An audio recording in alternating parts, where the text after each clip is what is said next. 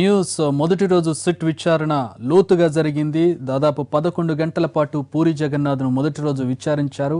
చాలా కీలకమైన వివరాలు రాబట్టారు. కెల్విన్ ఎలా పరిచయం అయ్యాడు, పార్టీలు ఇంట్లోనే చేసుకుంటారట, ఎందుకు, కెల్విన్ జీషన్ మీ ఇంటికి ఎందుకు వచ్చారు, ఎంతకాలంగా డ్రగ్స్ వాడుతున్నారు, కెల్విన్ ఎవరి ద్వారా మీకు డ్రగ్స్ అందిస్తారు, కెల్విన్ కంటే ముందు మీకు డ్రగ్స్ ఎవరు ఎలా సరఫరా చేస్తారు, చార్మి, ముమ్మాయత్, రవితేజ, సుబ్బరాజులకు డ్రగ్స్ కొకైన్ మీ నుంచే వెళ్లిన మాట నిజం కాదా, డ్రగ్స్ తీసుకున్నాక కొద్ది రోజులు హైదరాబాద్లో ఎందుకు ఉండరు, బ్లడ్ టెస్టులకు సిద్ధమా, ఇలా పూరిపై సిట్ అధికారులు ప్రశ్నల వర్షం కురిపించారు.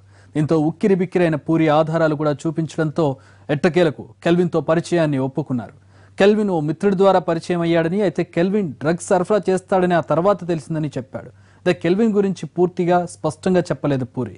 3 దశల్లో సాగిన విచారణలో puri personal life, cinema, drugs వ్యవహారంపై సమాధానాలు చెప్పాడు.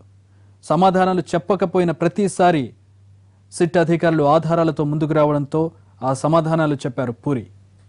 అయితే అకున్ సబర్వాల్ విచారణ అనంతరం మీడియాతో మాట్లాడారు. ఆయన ఏం మాట్లాడారు ఒకసారి చూద్దాం. ఈరోజు ఇన్వెస్టిగేషన్ భాగంగా పెట్ల జగన్నాథ్ కామన్గా ఆయన పూరి జగన్నాథ్ గారికి క్వశ్చనింగ్ చేయడం జరిగింది. రేపు శ్యామ్ కే నాయుడుకి క్వశ్చనింగ్ కోసం పిలవడం జరిగింది. ఇన్వెస్టిగేషన్ బాగానే నడుస్తుంది. ఇన్వెస్టిగేషన్ మంచిగా ప్రాపర్ లైన్స్లో నడుస్తుంది. ఏదైనా చెప్పాలి, you can speak. Srinivas, you can just speak about investigation గురించి. ఎస్ఐటి మాట్లాడు.